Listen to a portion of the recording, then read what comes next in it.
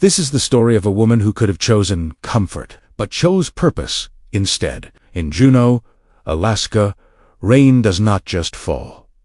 It settles into everything. It soaks the roofs, the docks, the forests, and the people. The town is beautiful, but it is also hard. Beyond the small city center, many families live along narrow fjords where no road reaches. Some houses sit near cold water and steep rock, cut off from the world by distance, weather, and silence. For most people, a library is just a building down the street. For those children, it was a dream 2.5 hours away by boat. And in winter, when the sea began to freeze, even that dream disappeared. Sarah O'Brien knew this better than most. She had spent her whole life among books. For decades, she worked as a librarian. She loved quiet shelves, worn pages, and the soft sound of children asking, "Do you have another one like this?" By the time she turned 65, most people told her she had done enough. Retire, rest, stay warm, enjoy your life. And honestly, she had reasons to listen.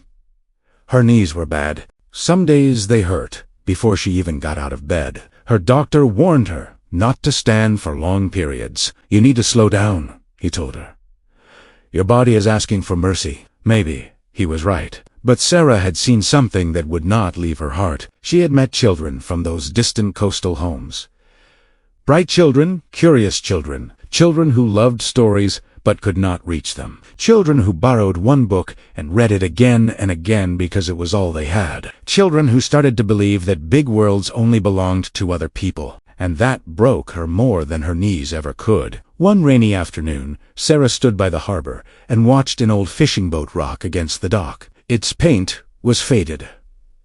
Its engine coughed like an old man. Its best years were long behind it. Most people saw junk. Sarah saw a path. A month later, she bought the boat. People thought she had lost her mind. "With your health?" one neighbor asked. "You want to do what?" Another said. "Why would you spend your retirement money on that old thing?" Sarah just smiled. She painted the boat blue. Not a fancy blue. Not a hopeful blue. The kind of blue that looked like sky on a rare, clear morning. Then she got to work. She had shelves built into the cabin walls. She sorted books by age and level. Picture books in one section, chapter books in another. History, science, poetry, adventure. She packed classics, mysteries, animal stories, and books about children who were brave in their own small ways. One by one, she carried them aboard, boxes of books, then more. Boxers dot, then more. By the end, the little boat held over 3,000 books. That was how the floating library was born. Every first weekend of the month, Sarah would set out along the coastline. Dock after dock, village after village, tiny homes, small piers, cold wind, gray water, wet ropes, waiting children. The first trip was not magical. It was hard. The sea was rough. Her knees throbbed. Rain hit her face like thrown gravel. Twice she had to sit down because the pain in her legs made her dizzy. At one point, the waves rose so sharply, she leaned over the side of the boat and threw up into the freezing water. Any reasonable person would have turned back, but then she reached the first dock. 3 children were standing there in oversized jackets, boots too big for their feet, cheeks red from the cold. One little girl held her younger brother's hand. None of them said much at first.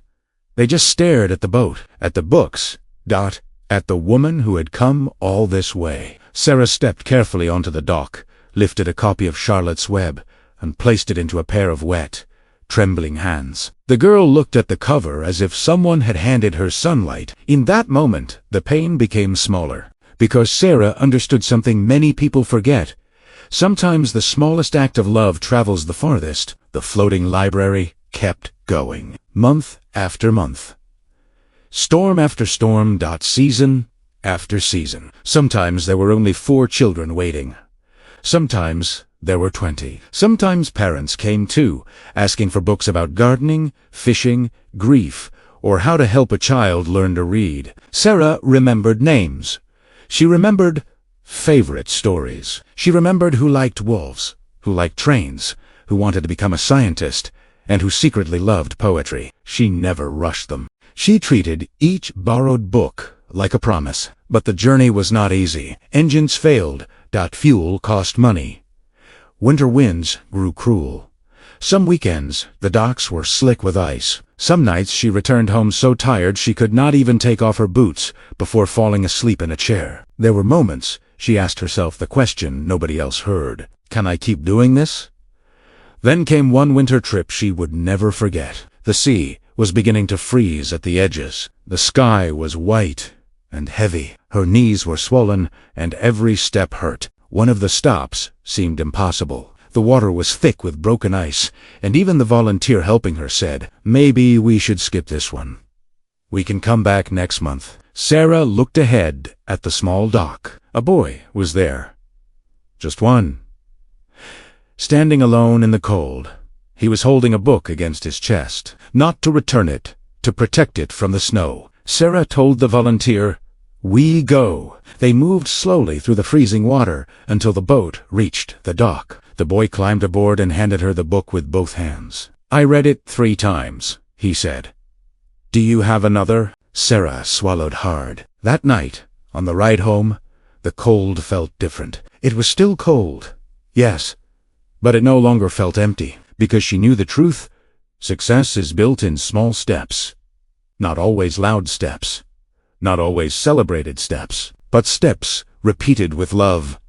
Years passed. What began as one old woman and one old boat became something larger. 2 young volunteers joined her. They helped steer, load books, and keep the library running. Local people started donating stories, maps, notebooks, and reading lamps. Children who once waited shyly at the dock began writing letters to Sarah. Some drew pictures of the blue boat. Some said they wanted to become teachers. Some said they had started writing stories of their own. And slowly, something invisible began to heal. Not just the problem of books. The deeper problem, the feeling of being forgotten. Sarah once said, "In some places, books are harder to deliver than medicine. But books heal a different wound. They heal the part of the heart that feels left behind." That is why her work mattered so much. She was not only delivering pages, she was delivering belonging. She was telling those children, again and again, "You're not enough for someone to come all this way." 9 years passed like that. 9 years on cold water. 9 years of pain, rain, waves, and stubborn love. 9 years of refusing to disappear into a quiet retirement while others still needed hope. And Sarah was never alone in that kind of courage. Across different American landscapes, there are people just like her. People in blizzards, in broken neighborhoods, in mountain cabins, in workshops, on dark highways, on restless seas. They do not become famous overnight. They do not make history with one giant moment. They make meaning with 1,000 small decisions.